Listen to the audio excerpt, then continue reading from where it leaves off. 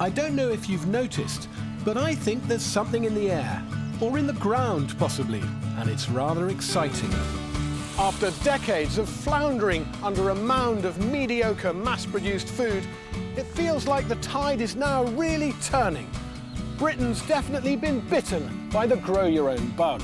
More and more people are discovering the joys of getting good clean dirt on their fingers, feasting on their own homegrown produce, and living in tune with the seasons. And that surely has to be worth celebrating.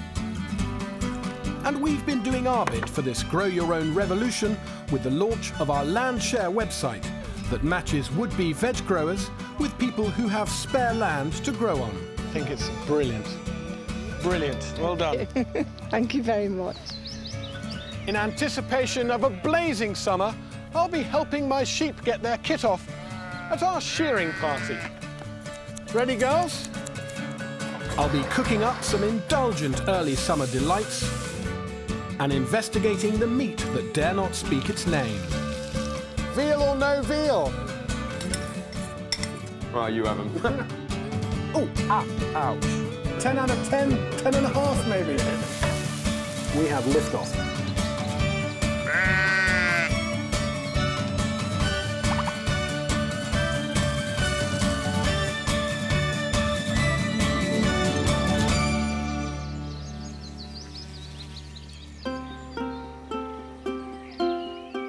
Here at River Cottage, we've had a blooming good May, and the hedgerow's been heavy with wild flowers.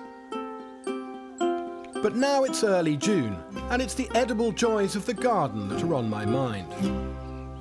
If I was only allowed to grow one vegetable to get me through the summer, it would be these guys, peas. I've had peas in the ground outside for nearly 2 months now, but it's definitely not too late to sow some more.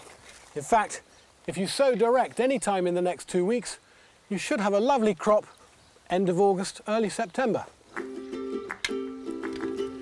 To maximise the space in this bed, I'm not just sowing rows of peas, I'm sowing squares of peas. I've done 3½ sides rather than the full 4, because a few weeks from now, this is going to be a pea hedge, and I'm going to need a way in. And here's the square that I planted almost a month ago. The peas are coming up beautifully, and now they need something to cling onto so they can reach for the skies. Peas love to climb, and these traditional hazel pea sticks have lots of twiggy bits for their tendrils to grab hold of. They'll become the walls of my pea house, which will soon be lush and green and heavy with pods.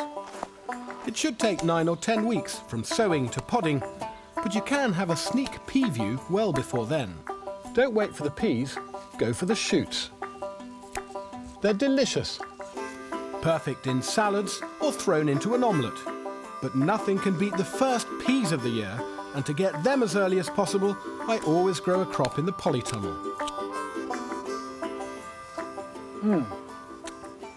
Those are so lovely. And to me, that means summer's here. Now all I need are a couple of lovely recipes. And so my chef Tim and I are getting our pea brains together in the kitchen. Look at this, Tim. Hey! Look at them. First peas of the summer. They're here. It's so exciting, isn't it? It's like I feel like a child at Christmas. I really love the pods too. Yeah. Especially when they're this small.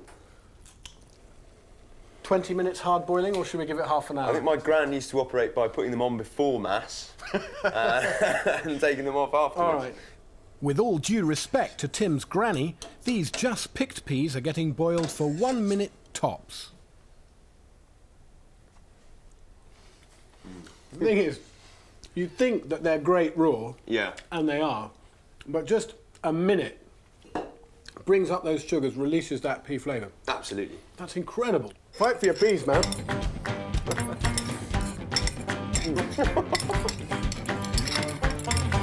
Right, you have them. Loving peas, man.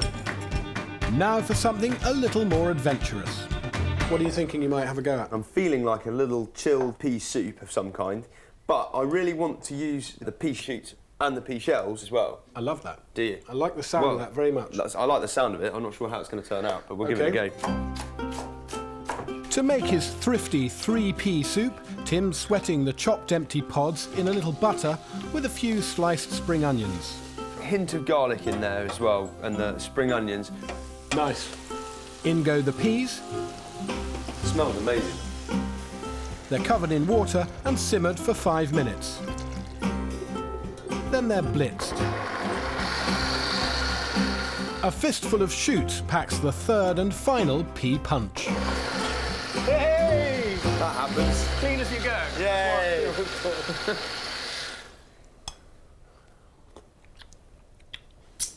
Really nice. And you definitely get something from the pods and shoots that you don't get from the peas on their own. It is different, isn't it? The soup is passed through a sieve to remove any coarse fibres from the pods. And while Tim is chilling his soup over a bowl of ice, I get to work on the perfect pairing of peas and pork. I'm going to go for plain boiled buttered peas with a few fried up chorizo crumbs. Might just put a little sprig of mint into that. Nice. Fry the chorizo in butter with a dash of oil, add the lightly boiled peas, and toss with a little ribboned mint. OK, Tim, check this out. Phenomenal.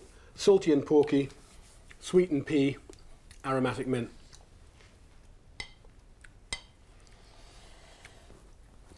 That's all there is to say. You've said it all. All we've been saying is give peas a chance. And the garden gang are eagerly awaiting their share of the first crop. Hi there. Wow. First up, Tim's chilled pea shooters. What do you think of that? That is really lovely. Is there alcohol in it? There's no alcohol in it, but it's so delicious you might imagine that there is. It's a little pea cocktail. Tastes almost nutty. The pea shells are in there. Ah, yeah, you got it. Nice. Do you like that? It's really fresh. It's delicious, isn't it? This is a very nice canopy, isn't it? Oh.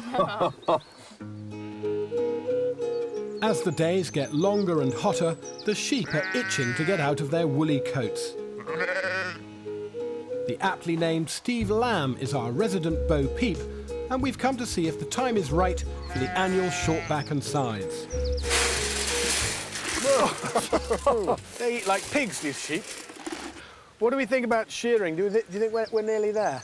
We're very close. In fact, I think we're overdue. Are there any telltale clues in the fleece that it's time for shearing? Tend to pick it up with a change in the texture. It gets a little bit greasier. Do you feel that? Like the lanolin? Well, of course you know what I mean. Very similar to mine. Yeah. I think I've got more lanolin than the sheep. Have you? I mean, I'm ready for shearing. You need to go to the barbers. Who are we going to get to do the shearing? There was a whispering rumour that you're an expert. I've shorn, I sheared. Are you sure you sheared? I sheared one 6-7 years ago, and I swore I'd never do it again. What happened? Cuts, grazes, and that was just me. Are you sure you're up to it, Hugh? There we go. Come on, Hugh. You're buggering around like an old woman. It's not an old lady's rest home. OK, come on, let's get on with it. Oh! There's no blood, so that's the main thing. Oh! How's she sitting for you, Hugh? She's sitting all right? What a bloody mess. So tell me, how bad am I at shearing sheep? Quite frankly, Hugh, you're bloody useless. That's not fair. That's not fair. No, I think it was fair. Really? Yeah. I feel that I've been out of the game long enough, and I want to give it another go. Well, that's grand. I hope it'll go better than last time, as I'm planning to celebrate the start of summer by throwing a sheep shearing party for the whole River Cottage gang.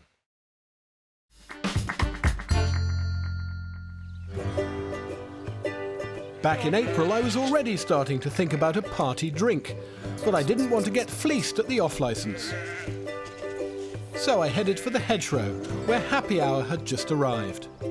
Gorse is often overlooked, but not today, as King of the Foragers, John Wright, and I are planning to make gorse flower wine. That's if we can get to the flowers.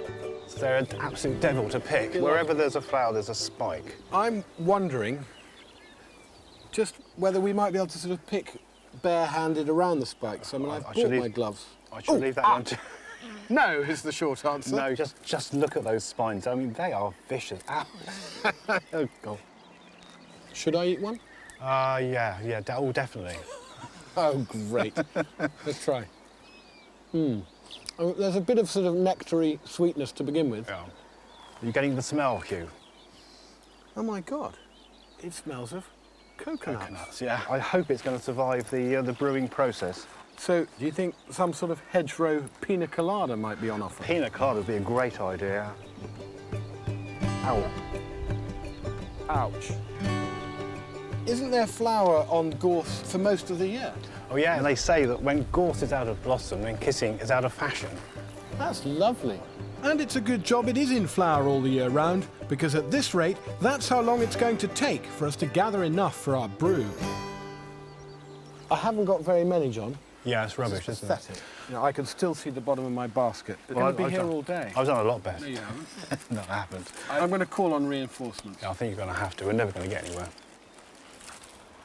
Ah, here comes the cavalry. Oh, goodness for that. Hello. Steve, I'm a little bit worried about that short-sleeve shirt. Well, maybe I ought to take a kind of advisory role. No, get stuck in.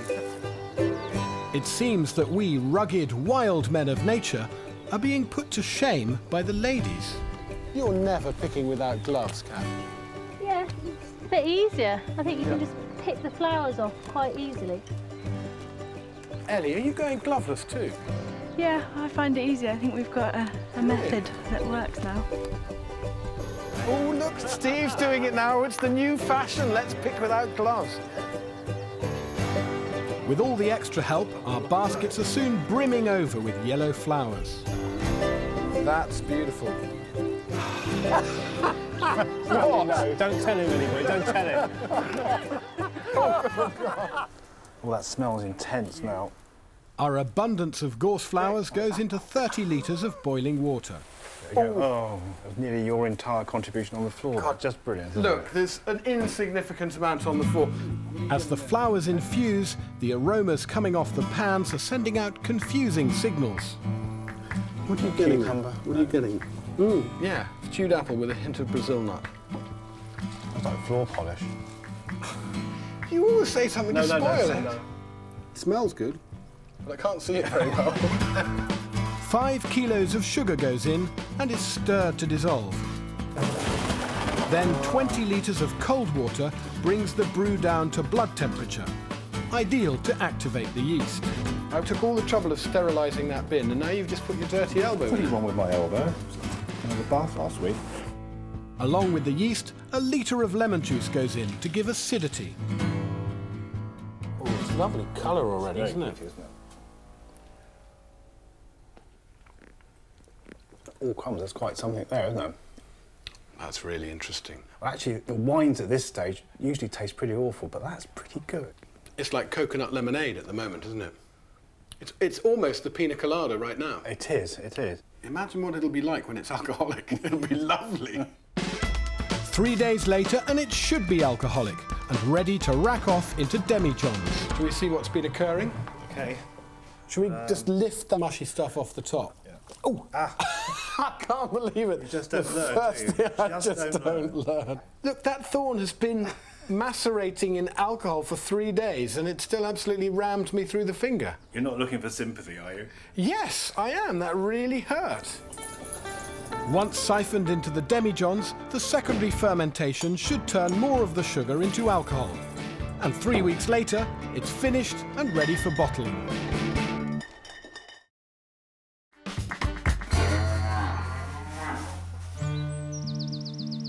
Like any farm with livestock, back in March, River Cottage was a busy maternity ward. Oh, yeah. And one morning brought the arrival of a bouncing baby bull. Bull calf. Little boy. How about you trying to find a drink? As a beef calf, this animal is destined for the table. But until his time is up, I want him to live as natural and free-ranging a life as possible. That was practically a skip. He wants to be a horse. For a newborn calf like mine, born into a traditional beef herd like this one, The outlook's really pretty good. And in fact, for most of his 18-month to 2.5-year life, he'll be doing what cows were designed to do. Suckling his mother, living in this family group. He'll be outside eating grass with the sun on his back. For a bull calf born into the dairy system, on the other hand, the prospects are really very different. Pure breed male dairy calves are obviously of no use to the milk industry, and the dairy breeds are not considered meaty enough to raise as beef. So what sort of fate awaits them then? Normally, a pretty grim one. In Europe, they still go to the highly controversial veal industry. Despite a recent ban on the notorious crate system, it's still legal in Europe to keep veal calves for their entire existence in a very confined space. In fact, you're allowed to keep them in a space 1.8 metres squared. That's just big enough for them to turn around in, and it's what I'm standing in right now. And that's not all.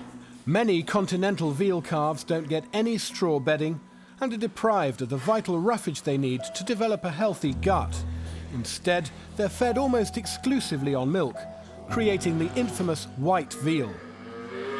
But simply shunning this veal doesn't necessarily solve the problem. Now these male dairy calves face a different kind of problem. They have almost no commercial value, and the result of that is harsh but pretty much inevitable. Bang! A bullet in the head within hours of birth. And surely that's a terrible, unacceptable waste of life and food. I'm on my way to see a commercial dairy farmer who's looking for a constructive solution. I must say I'm feeling a little bit uneasy. I'm about to visit what's essentially an indoor rearing system. Not quite sure what I think about that yet. Mrs. Kimber believes that the higher welfare rosé veal she produces will convince me. We are farmers, we love our cattle, we love the job we're doing. We're not in it for killing or bad treatment. These veal calves spend the first 3 or 4 days of their lives in this outdoor nursery field.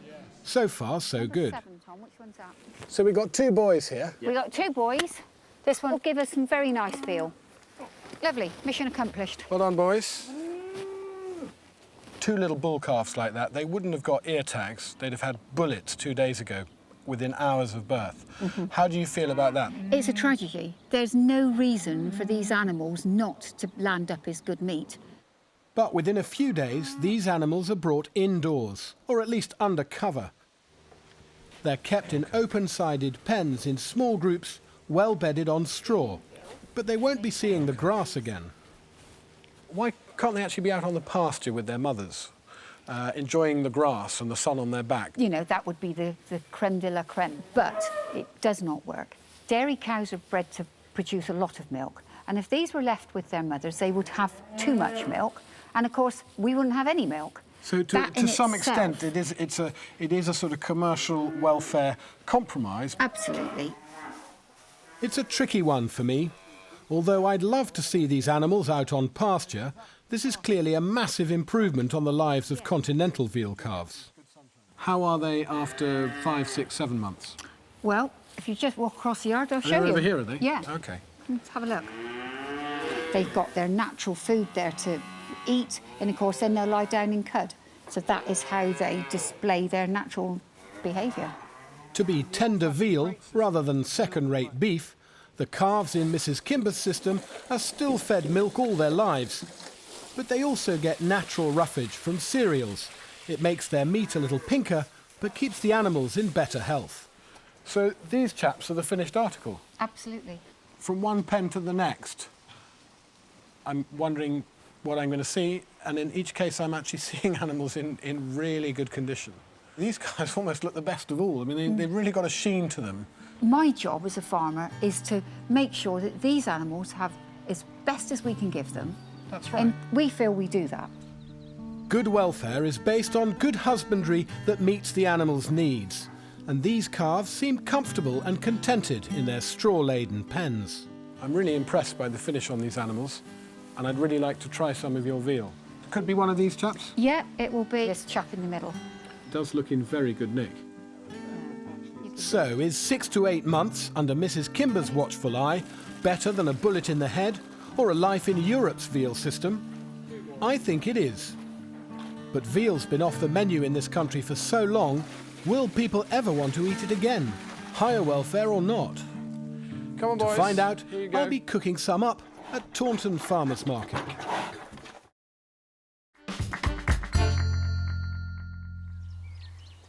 In early June, there's so much veg coming through in the garden that's almost ready, but not quite. And that can be very tantalising. But you don't have to get your taste buds in a twist, because the perennial and overwintered herbs are always ahead of the veg. And one of my favourites is parsley. Today, it's a big bunch I'm after for my local low food miles version of an Italian classic, pesto. I'm chopping the washed, picked over and de-stalked parsley nice and fine, but not to dust. The grater is the perfect tool for very finely chopped garlic. 1 fat clove should do it. Parmesan is the classic pesto cheese, but this isn't a classic pesto. And this is a beautiful local cheese called Devon Oak. It's cheddary, semi-hard, and it has a fantastic flavour. And even my lovely oils are local, both produced here in the West Country. Rapeseed and hemp. There's no pine nuts in this pesto, as I want it to shout parsley. Season with salt and pepper, and hey pesto is ready for the jar. This will stay fresh and delicious for a week in the fridge. So there you have it, a perfect parsley pesto, so authentically West Country that I'm almost tempted to put a blob of clotted cream in it. Not a bad idea actually if you're serving it with plain boiled pasta, but why not make hot pesto bread by spreading it thickly into a sliced loaf and baking it in the oven for 10 minutes. Well, if this tastes as good as it smells, I think it's going to blow me away.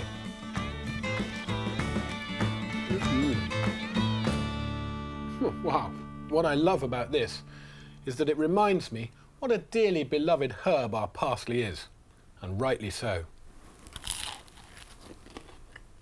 It's gorgeous. Ray the meat maestro has come to River Cottage to help us butcher a side of Mrs. Kimber's veal. What do you think, Ray? My mouth's watering.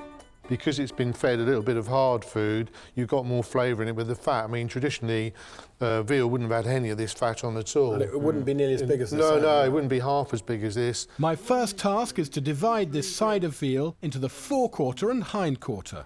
You need to count 3 ribs down. That's 1, 2, 3. Lovely. It's a tricky first cut. Keep going. The saw is used for the bones. Just go with the knife now. And the knife for the flesh. Yeah.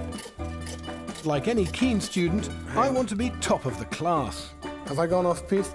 That's it. Well, so it's not entirely straight. Marks out of 10 for the first cut? About 7. You struggled a bit. Right. OK, the gauntlet's down. Next cut for you, Gil, I think. You've drawn the short straw, I think, here, because this is the most expensive bit. We've got to get this right. You know, it's double the value on the rump steak side. I'm with you. Very good for you. Okay. That's it. You heard that crack? I heard the crack. That's the bones gone now. I've got the weight of it. Yeah, you're in a perfect position now to cut Hugh's throat. Perfect. So things haven't got that bad, have they, Gil? No. Keep going, that's excellent. I'm quite close to the tip of that knife. OK, so, right, it's yours, Hugh. Whee. It's a perfect cut, and that's exactly what you're aiming for. I'm not sure I want to hear this, but marks out of 10 for the boy? Nearly 9. Nearly 9? Nearly 9. You nearly got 9. Is that a 9? No, it's an 8. No, 9 stuck in my throat, I couldn't say it. The famous Italian veal dish, ossobuco, comes from the shin, above the knee, on the front and back legs. OK, oh he dropped it. Butterfingers. I think the nerves are kicking in a bit here, aren't they? Ossobuco is slowly braised with wine and herbs until the sinewy muscle becomes meltingly tender and rich. I think you're back on about 6, maybe. I nearly said 5. What we're going to do Brisket, now, sometimes called breast of veal, is from the ribs and belly. It's a third of the price of rump or loin, but twice as tasty.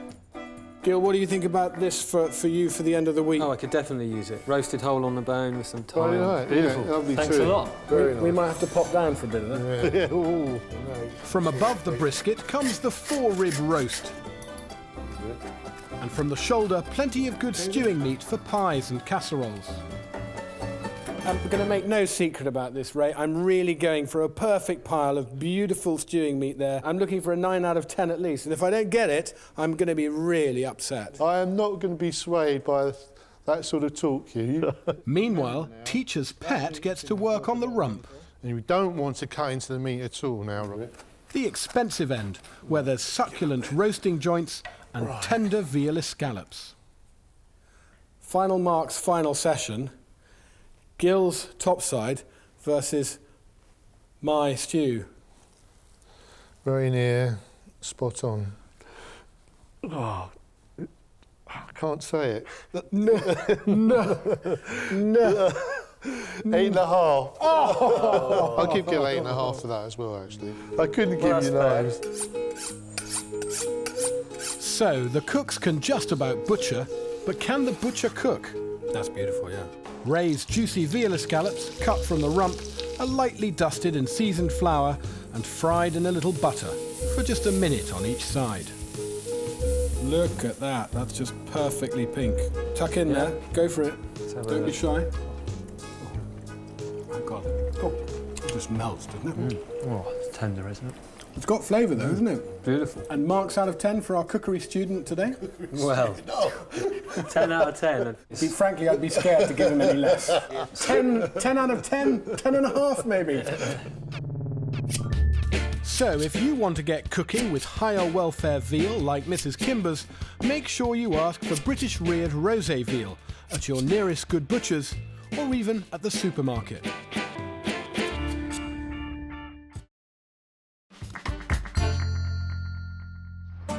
Last year, I met some fantastic folk who are growing food despite not owning even a bit of land. Don't moan about not being on an allotments list. Find a bit of land that needs some love and grow on it. I haven't actually had to buy any vegetables since May. That's incredible. These can-do stories inspired the Landshare project, and we've now set up a great website for the scheme that matches people who want to grow their own food with others who've got space for them to grow it in. Since we launched Landshare, over 30,000 people have registered, and now the Landshare website is humming with would-be growers and sharers. Our first match came when John and Val Richardson, farmers in Edgeworth near Manchester, handed over 2 acres of their own small farm to the scheme in the form of 15 plots of land.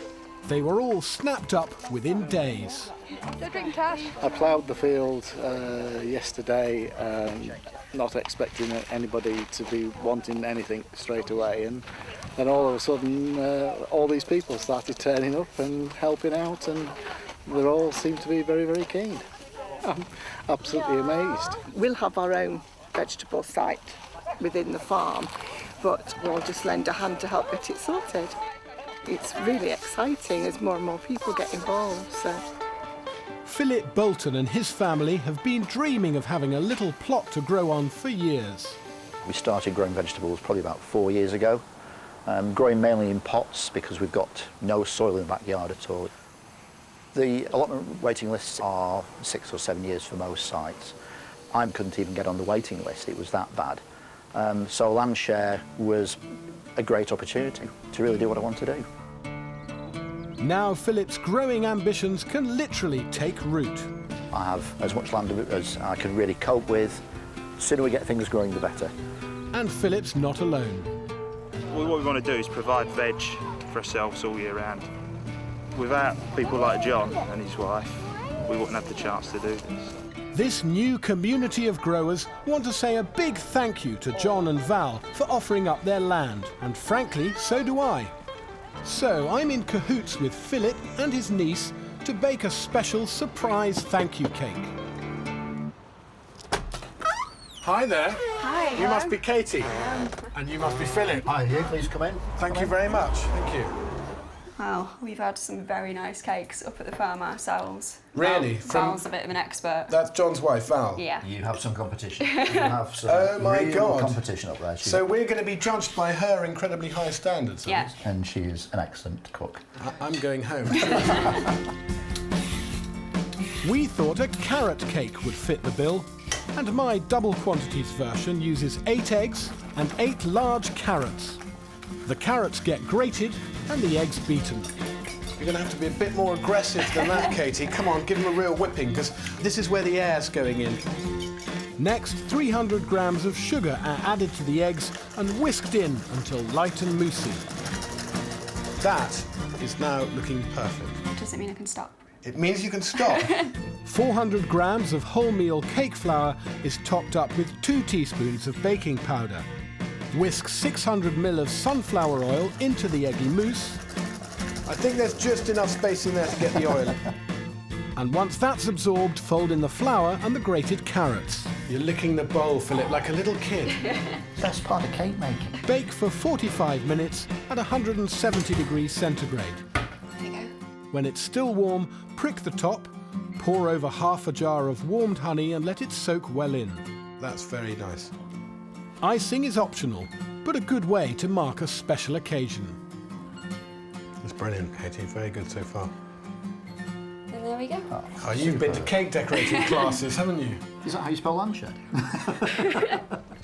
Now the bit I've been most looking forward to, visiting the very first Landshare growing plots. Wow! Good afternoon, everybody. Guess who's here? And I can't wait to meet John and Val. John's up there, just at the top with Amy. Up there on that machine? Yeah. I've been told I need to meet John. Hugh, this is Hello, John. John. Very good to meet you. Nice to see you. Well, lovely to be here. What a fantastic place you've got here. Well, we're trying to get people organised. What a lot of people here are reaping the benefit. Look at them all, I mean. I know. This really is a thank you from all of us to you for letting us use the land. Oh!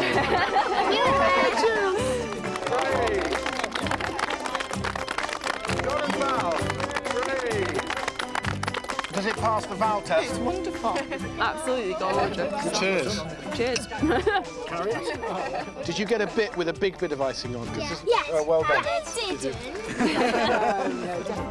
Gorgeous, fantastic cake. In fact, that is the best cake that I have ever made. You're very modest with it, aren't you? Tell me, was that a little bit of a surprise? The biggest surprise I've had in a long time.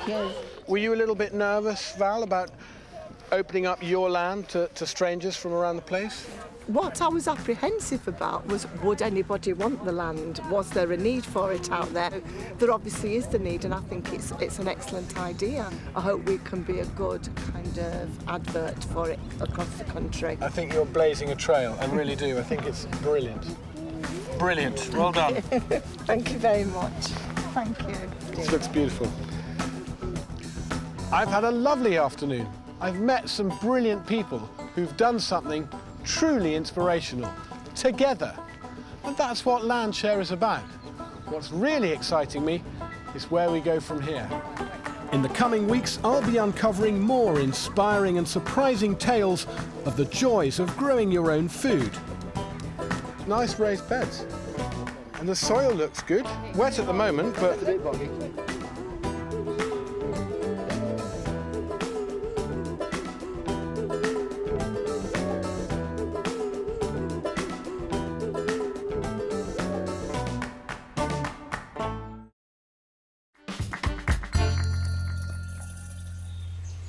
It's just a few days to the shearing party, and it's time to find out if, after 6 weeks in the bottle, our gorse flower wine has blossomed or deserves to be spiked. I'm really hoping we've still got some of that strange but lovely coconuttiness. Yeah, me too, me too. Were we going to get a pop, though? Oh, a bit of one. There's a very slight fizz to this. There is a fizz, yeah. It's give an lightly pétillant, as I believe they say in France. Pétillant? What on earth's pétillant? Lightly fizzy. Why on earth didn't you say that in the first place? Well, because when I'm talking about wine, I like to use pretentious French phraseology, like everyone else. No, you do it very well. Thank you. Shall we taste it before we have an argument? Almost like a champagne, that little Yeah. fizz there. My goodness. God. That really is good. I'm always surprised when it works. Do you know what? It's rather grown up and sophisticated. It's lost that sort of cocktaily sweetness. Really dry, isn't it? I think there's coconuts still in it. Definitely. It's still there. Definitely in the nose and just coming through on the palate. I found a general purpose way of describing a wine. It's an approachable wine. Oh, it's certainly approachable. Very good. Staggeringly approachable. And if you approach it often enough, you will stagger. Hugh, it's...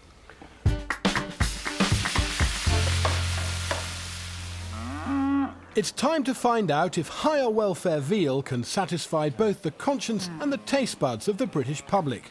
So I'm cooking up a veal dish to take to Taunton Farmers Market. I think this shoulder looks like absolutely fantastic meat, and I'm going to make a lovely veal stew. I'm going to brown this veal as I would with any meat that I'm going to put in a stew. And it's really important that I don't overload the pan, otherwise the juice comes out of the meat, it starts simmering in its own juice, and it never gets browned. There we go, there's a bit of colour. Next, flambe with a generous slosh of cider apple brandy.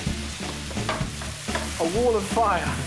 And in fact, it's also a wall of flavour, because the alcohol is going to burn off my cider apple brandy and leave a beautiful fruity flavour in the meat. That's the first batch done. For the farmer's market, I'm working in mega quantities. And for each kilo of meat, I'm adding a good ½ litre of sieved plum tomatoes. This veal shoulder is beautiful meat, but there's not much fat, and that means there's a little danger of dryness. So for the meat to be really succulent and delicious, I want to add a bit of fat back in. And for veal, I think the best way to do that is a little bit of cream. Well, quite a lot of cream, actually. But it still needs a little more seasoning. First, some garlic. Now I'm going to add the salt in the form of fish. Don't panic, this really isn't going to taste fishy. Anchovies are an excellent way of seasoning meat, especially lamb, but also veal. I've saved the very last bit of cream here, and the anchovies will just dissolve away into that.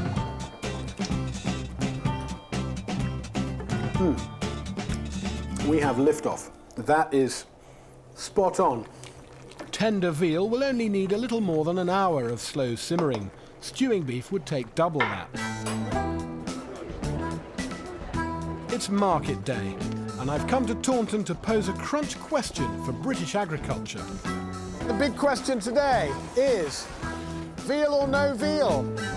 And I'm sure my trio of little helpers won't be cowed by any opposition. Meet the calves and taste the veal. It's all happening here this morning. So I'm dishing out the dinners, and Mrs. Kimber's telling market-goers the story of her calves. Will our two-horned attack convince people to make a regular meal of British higher welfare veal? To produce veal, they won't be slaughtered until they're 7 or 8 months old, which is 2 or 3 months older than your pork and your lamb. Have you eaten veal recently? No. Why not? Because of the stigma that goes with veal. But have we bitten off more than we can chew here? You're not keen to try it? I don't agree with it full stop.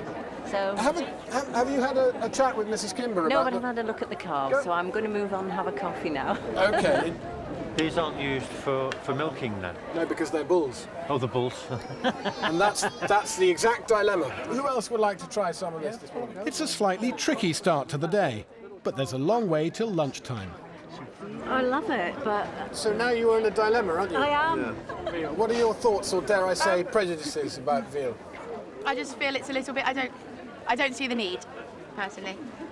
Why? Well, if nobody ate the new British veal, then calves like that won't have any life at all. So we're just trying to get it back on track, but on a new higher welfare system. That is a good argument, yeah. So it's veal or no veal? I wouldn't have bought veal unless you told me that I wouldn't. There's not a chance. But now you think you might try it again? Yeah, well, it's nice. Would you like to try some of this? Very tender. It's very nice, very tender. That's good. I'm quite nervous dishing it up to you. You probably eat more veal than anyone else in the country. It's lovely and tender. bad cook. You're not a bad farmer. Yeah, all gone. All gone. Well, it's been a fascinating morning. I think we've made a few converts, and I think we've cleared up a few misunderstandings. What this is going to do for the future of veal and for the future of Britain's bull dairy calves remains to be seen. It's the day of our sheep shearing party, and I want to serve a slap-up supper, not just for the shearing crew, but for the whole River Cottage gang. I'm planning to do something special with the last of Mrs. Kimber's rosé veal. The sheep shearing party's also going to be our first barbecue of the year, and I've done a massive raid on the herb garden to make the ultimate herby barbecue marinade. And it's not just for veal. It'll work brilliantly for chicken pieces, pork chops, even mackerel. Now, there's no need to be at all precious about putting this marinade together. In fact, you want to be deliberately rough with the herbs. Bruising them is going to bring out those essential aromatic oils that's going to give the marinade loads of flavour. So I'm bashing a bunch of oregano and stripping a sprig of rosemary. Rosemary has such an intense, almost piney flavour that it has a tendency to dominate other herbs. So I don't want to overdo it, but I don't mind if a few of these very pretty purple rosemary flowers go in. Then the thyme goes in, torn up stalks and all. And finally, the chives, including the flower heads. Now, the aromatics are just flying off those bashed up herbs, and I want to get some oil in there straight away so that all that flavour stays in the marinade and doesn't disappear into the air. I'm using my trusty rapeseed oil, and for citrusy zest, the thinly pared peel of a couple of lemons. To the herby mix, add half a dozen cloves of garlic, coarsely chopped, and the juice of a lemon. I'm going for plenty of black pepper, but definitely no salt at this stage. I don't want to draw the juices out of the meat. I'm going to leave the meat in the marinade for a couple of hours. Definitely not much longer. I'm just flavouring that meat, not pickling it. Now for a herby dressing, which is going to freshen up those flavours when the meat comes off the barbie. I'm using pretty much the same herbs, but chopped much finer. Shortback and chives, sir? Certainly, sir. My pleasure, sir. I'm turning the lemon as I go to make sure I'm only taking the zest and not taking the pith. Finally, add your oil and lemon juice and season to taste. And the sharpness of the lemon juice brings all those herbs alive. This is such a great dressing.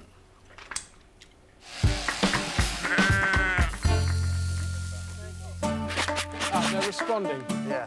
It's time to shear some sheep, and Steve Bo-Peep has roped us into rounding up the flock. I've tried shearing once and vowed never again, but after 7 years, I'm ready to face my woolly demons once more. Right, how's it going? Fortunately, Tim is from sheep keeping stock, so he's got his uncle along to guide us safely through the shearing. Right, we're ready for some sheep. A professional can shear a sheep in 2 minutes flat, removing its fleece in a single piece. That's called practice, is it? Doesn't she look good? First of the amateurs is Tim, who's obviously keen to hold up the family reputation. Now you're motoring, Tim. It's in the blood, really, isn't it? I think you missed a bit, Tim. Yeah. Doesn't it grow back quickly? It does. I think I'm going to stick to cooking them. Still, let's see what you've got, Steve. He's a very relaxed you, Stephen. He's good, Tim. It's a good job I'm not competitive. Otherwise, I might be a bit worried here. Fast resistant. Must be in the name. What, Steve? Oh, she's gone to sleep. She enjoyed that so much she doesn't want to get up. Pretty good, Steve. Are you going to catch the sheep, or do you want me to do it? No, I better go and get the sheep. Now it's my turn, and I'm dreading it. Come on then. The neck blows up here. It's worse than the last time. Ooh, down you get, darling. No. Ooh, off she goes. Hang on, we're not quite finished yet, darling. Back we come. Pay by the fleece, Hugh, not by the hour. Use head.